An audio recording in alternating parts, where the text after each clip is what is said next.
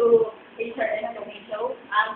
Ang menu po natin po is may on recipe, chicken ham with cheese roll.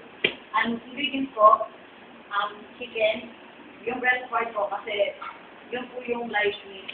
Masarap po siyang kainin. Then, ham, cheese, seasoning, pepper, and breadcrumbs. Then, yung oil po natin. Gagawin po natin. Yeah. Yan ang pinaka-healthy bread. Lagyan po natin ng konting seasoning. Then, pepper. Lagyan po natin yung ham. Black chef. Yan yung asawa ni Chef. Then, root lang po natin yung hindi lang po siya gawin.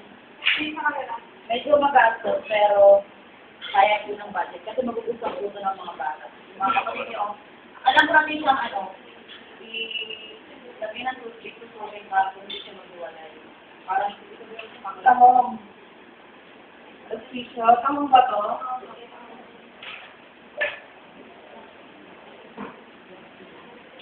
Laboratory ngayon? Meron?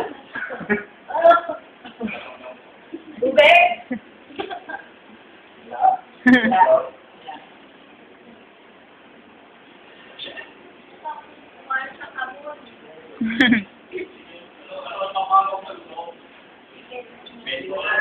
Sarap. Gusto ko niyan. Then, roll ko natin siya sa bread. Angela, kaya ko na recipe mo. Recipe.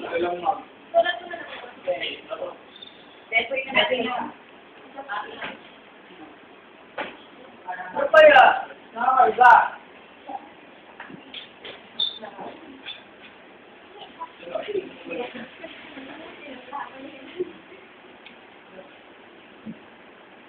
Hintay ko natin pa.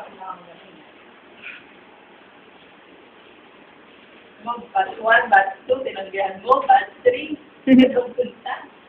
Doon sila sumali sa mga kapatid. Kapag wala na tapakandal na kayo. Ikaw lang yung hindi magaling. Ikaw na ang hindi magaling.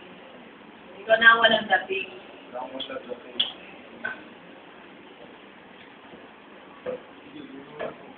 Kailangan siya sa lipay para ilagay ng pagkakatuto. So, yung ano niya, pinaka-base niya, no. Ano? Chicken. Chicken yung naka-roll? Mag-roll din, Hmm? Pinaka-base niya, oil.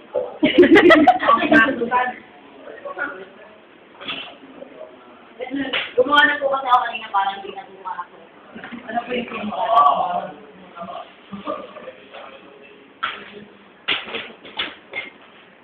Naku, ang laki ng ano niyan, sweet eh. May nasa iba ka na wala na kumili pa ng sota.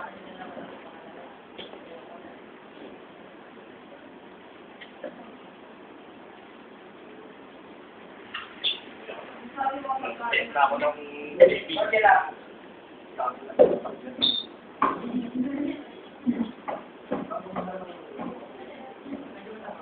Yung kay Alvin, matamis na maalat.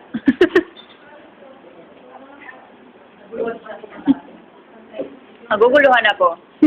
Sino ba nagawa mo? Kaya.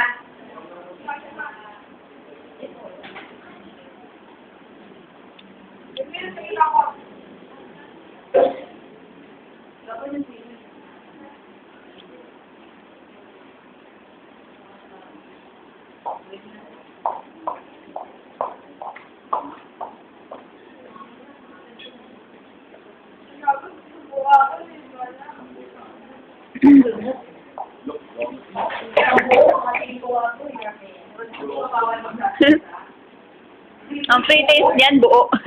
Hindi kayo Hindi, uulamin ko yun.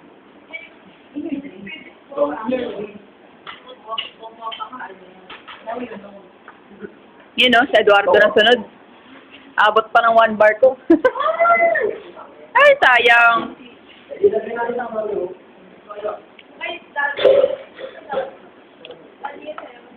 Naiilig ako sa chicken sisig dahil kay Noemi.